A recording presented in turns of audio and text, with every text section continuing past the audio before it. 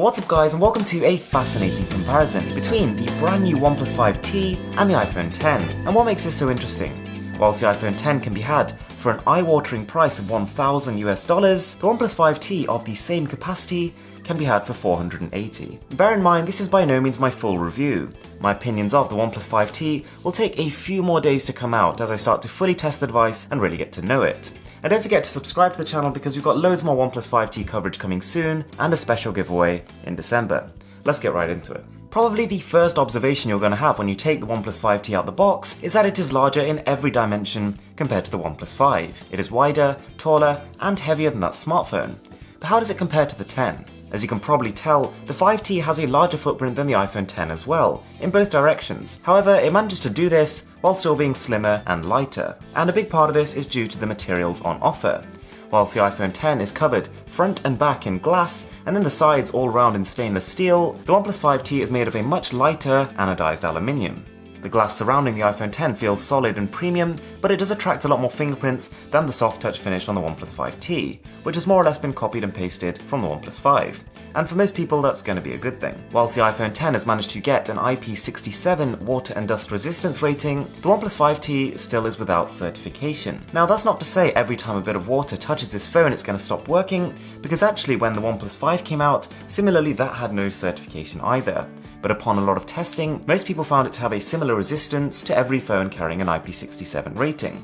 So whilst it's not technically certified, I would expect some resistance against water and dust. Looking at the specification sheet though, one obvious omission from the OnePlus 5T is wireless charging. And this is all but a standard in all top tier flagship phones, and the iPhone X does support it, which is good. And then we have these two vastly different authentication methods. Whilst the OnePlus 5 has its fingerprint scanner on the rear, which has been moved from the front of the phone as it was on the OnePlus 5, just to fit that larger display in, the iPhone X has its proprietary Face ID technology. For the most part, Face ID is brilliant. It is actually just as fast as most phones and their fingerprint scanners, but at the same time it's a lot more convenient.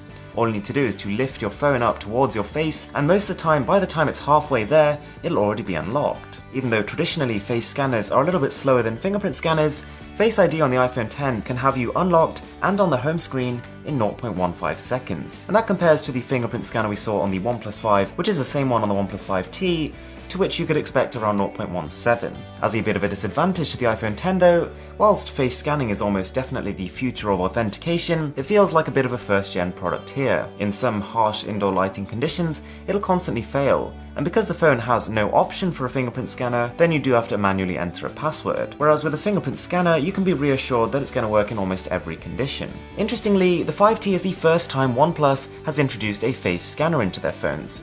And whilst it won't be as fast or as secure as a fingerprint scanner here, it is nice to have the option. And this brings us onto displays.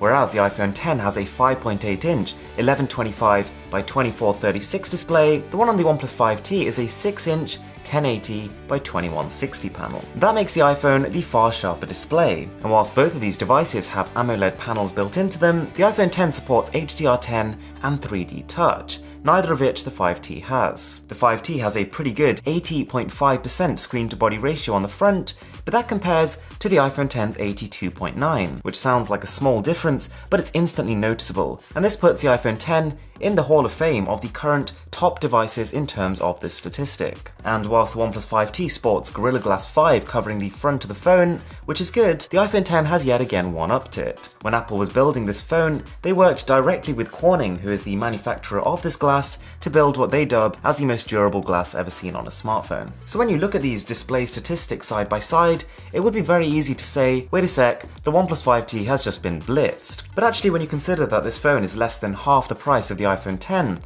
and that both of these are gorgeous, bright and colourful panels that, to be honest, side by side a lot of people would not be able to tell the difference between, it's very hard to discredit the 5Ts. One area in which the X is instantly and noticeably better though is in terms of audio performance. Whilst the 5T, just like the 5, has a single downwards firing speaker, the iPhone X has a dual stereo speaker arrangement.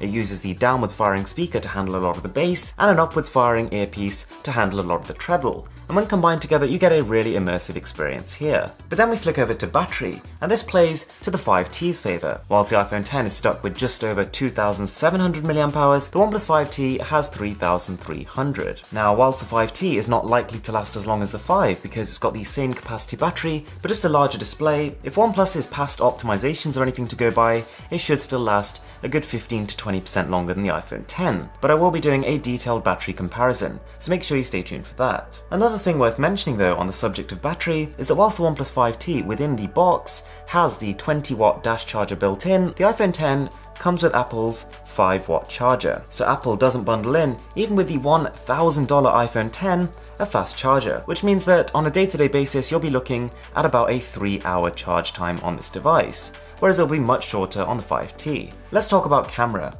And whilst the iPhone X on the front has a 7-megapixel f2.2 sensor, the OnePlus 5T has a 16-megapixel f2.0. So on paper, that is going to be far better. Now Apple does offer a portrait mode on the front of the phone, similar to what we've seen on the Pixel 2 and the Pixel 2 XL, but unfortunately so far from my testing and from what I've heard from the general community, this is not a runaway success story. The rear cameras is where it gets really interesting.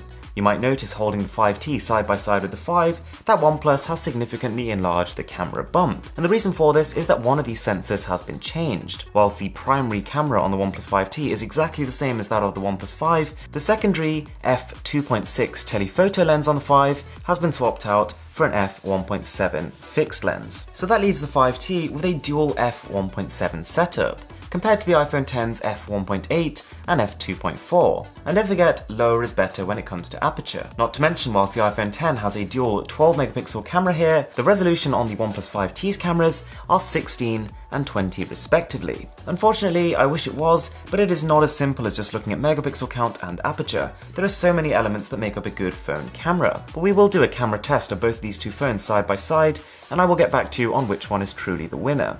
But on paper, the 5T is looking very encouraging. That leaves us with operating system. Whilst the iPhone X runs on Apple's brand new iOS 11, the 5T unfortunately is not running the latest and greatest Android. It is still stuck on Oxygen OS based off Android 7.1. Whilst there are some drastic differences between what these two operating systems offer, that is a topic for another video. And if you are considering one of these two devices, you probably are aware what you're getting yourself into. So guys, that is the comparison. That is the OnePlus 5T versus the iPhone X. Let me know in the comments below what other comparisons you want to see. Whether you want to see more battery tests, whether you want to see more camera tests, let me know and I will do my absolute best to get that sorted for you. Don't forget to subscribe to the channel because we've got loads more OnePlus 5T coverage coming, as well as a giveaway in December. And with that being said, I'm Mr. Who's the Boss, and I'm signing out.